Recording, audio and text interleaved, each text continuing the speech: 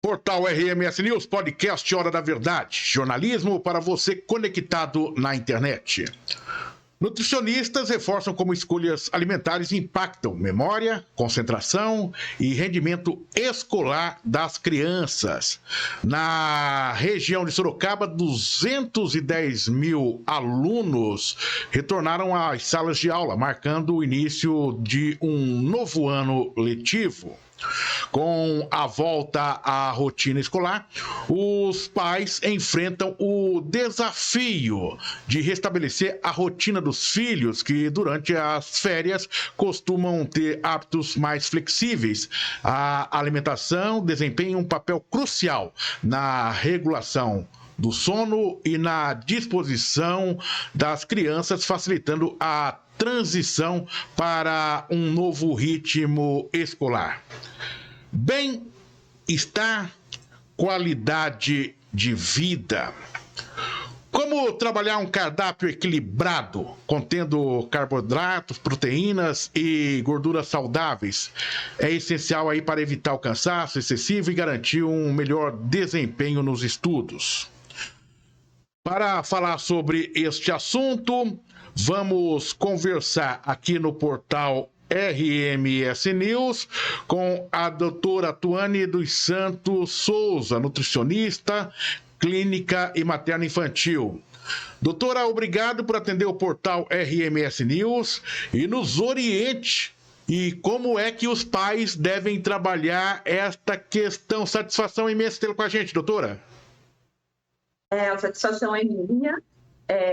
Primeiramente, obrigada pelo convite. E uma forma, né, que a gente tem, assim, eu sou mãe também, acompanho, né, muito a volta às aulas dos meus filhos, e a gente estava em uma rotina de férias, e agora voltar, né, para a rotina escolar tem sido um desafio, não só para as mães e pais, mas também para mim, né? E o quanto que a alimentação, né, é importante, que ela vai deixar essa criança mais concentrada, como que a gente pode fazer isso, né? Então, a alimentação, ela vem muito de casa. A gente acha muitas vezes que a alimentação, ela vem da escola, mas não. Para a criança ter um desempenho positivo na escola, essa alimentação, ela precisa começar em casa. Então, é importante a gente estar oferecendo alimentos variados para essa criança, né, de forma saudável, alimentos que são integrais, que vão ajudar essa criança a ter energia para estudar, né? Então, carboidratos de origens integrais, que vai ajudar essa criança na energia. Também as fontes de proteína, que vão ajudar bastante essa criança no desenvolvimento, no crescimento, né? Gorduras positivas, gorduras boas, que a gente fala, que são ômega 3, alimentos como as castanhas, que são ricas, né, em vitamina E, que vai ajudar bastante nessa concentração da criança no retorno às aulas. Então, a alimentação, ela vem de casa, né? A gente precisa dar um exemplo para essa criança, para a gente continuar fazer com que essa criança se desenvolva bem na escola. Doutora, então vamos fazer uma listinha aqui, de cabeça. Carboidratos, quais você indicaria?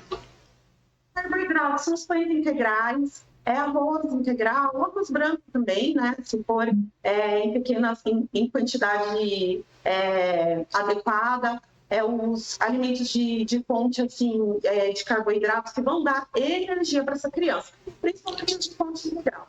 Tá? Então, assim, os pães, biscoitos, até aqueles biscoitinhos de arroz, colocar alguma coisa, né? Uma geleinha saudável, que seja sem açúcar. Porque a criança, quando a gente dá o carboidrato simples para ela, ou o açúcar vazio, essa criança ela vai ficar mais agitada. E são calorias vazias, que não levam benefício nenhum.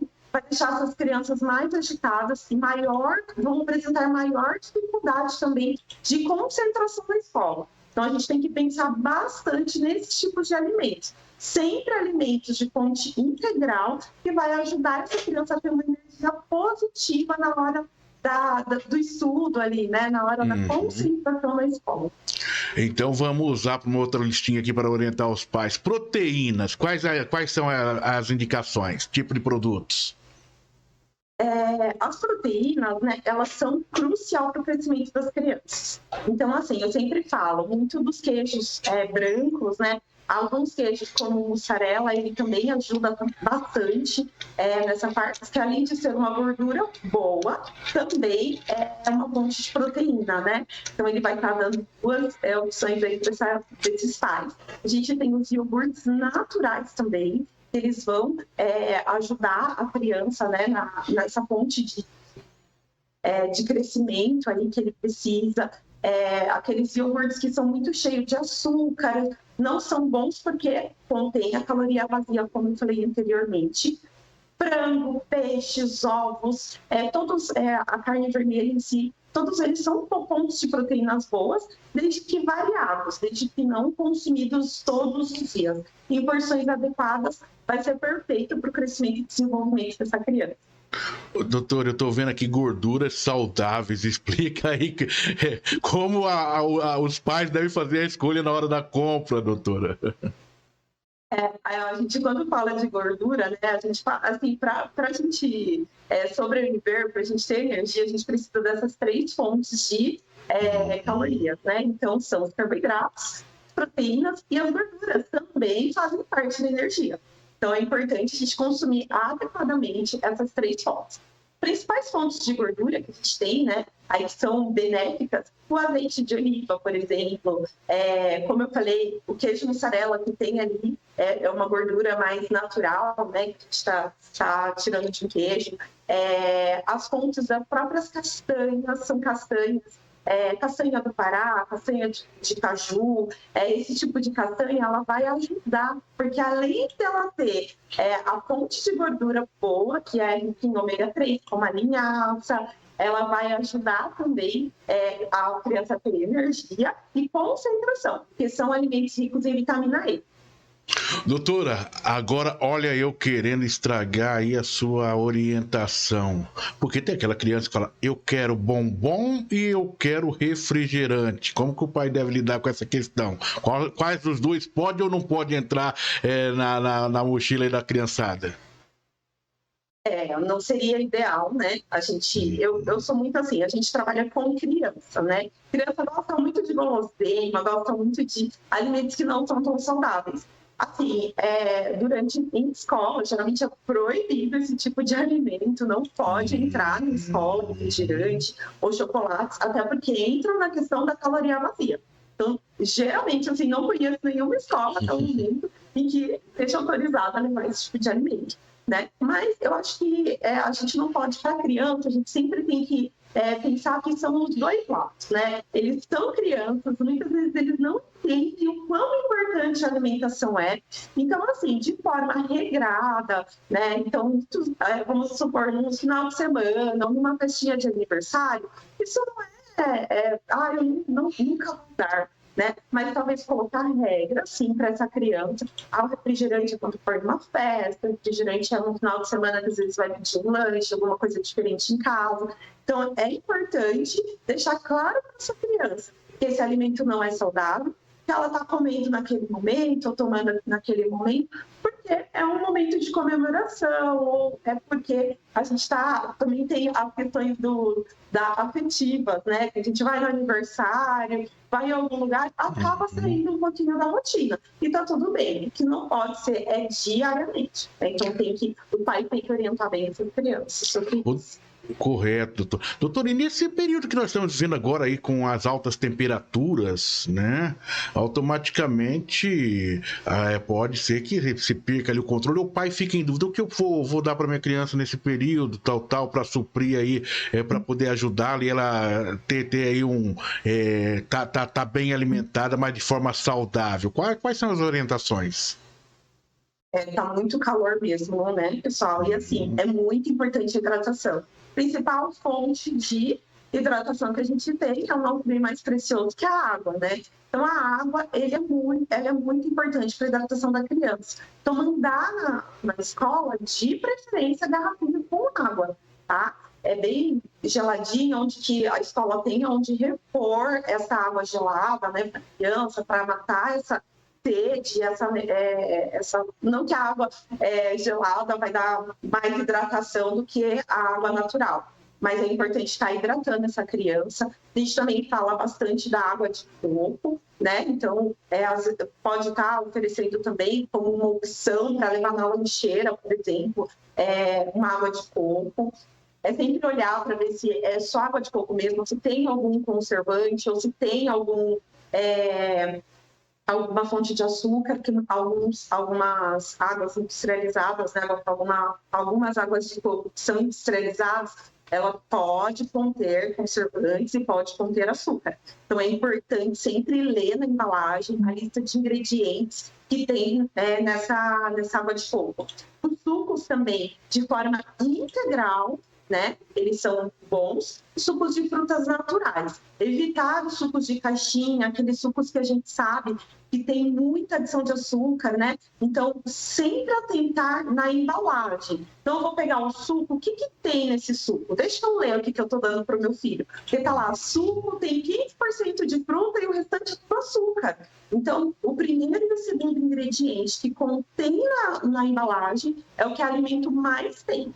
Então, se, por exemplo, tiver lá água e o segundo já for açúcar, esse alimento não é legal para o meu filho. Então, a gente dá preferência para os sucos integrais, naturais, de preferência sem açúcar ou em pequena quantidade, e água de coco e, o mais importante, a água. Tá certo, doutora. Quando eu estudei, era praticamente a alimentação natural, né, doutora? Agora nós temos também os alimentos ultraprocessados. Queria que você falasse um pouquinho sobre isso e orientassem os pais. Hoje, a gente também não pode, né, ter nas escolas alimentos ultraprocessados, que são o quê? Alimentos que sofrem altas temperaturas, alimentos que são muito industrializados, como as salsichas, que tem aquele corante que é muito forte para a criança. Alimentos como que quanto mais processado, quanto mais ele embalado, significa que mais esse alimento foi processado, mais ele perdeu nutrientes. Então, quanto mais natural, melhor para essa criança. Além dos riscos que a gente tem, né, desses alimentos viciarem o paladar e a criança só querer comer o alimento ultraprocessado, porque ele sempre tem o mesmo sabor.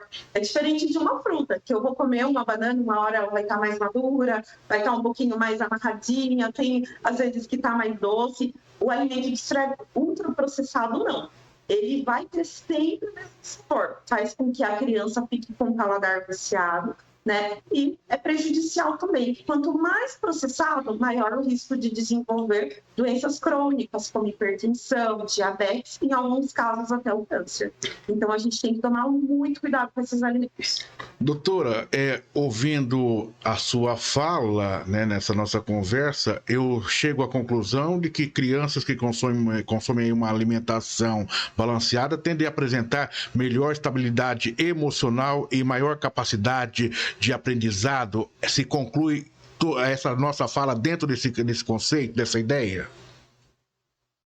Exatamente. As crianças, quando elas têm uma alimentação saudável, elas vão melhorar o rendimento escolar, melhora a concentração e daí vai ter um desempenho melhor, até para o aprendizado mesmo, né? Então, as crianças aí que estão em pré-escola, né, que estão ali no processo de começar a ler e escrever, as crianças que já são maiores, que já estão com uma dificuldade incrível já da escola, né, que já estão aprendendo a fazer contas, e precisa também de um alto nível de concentração.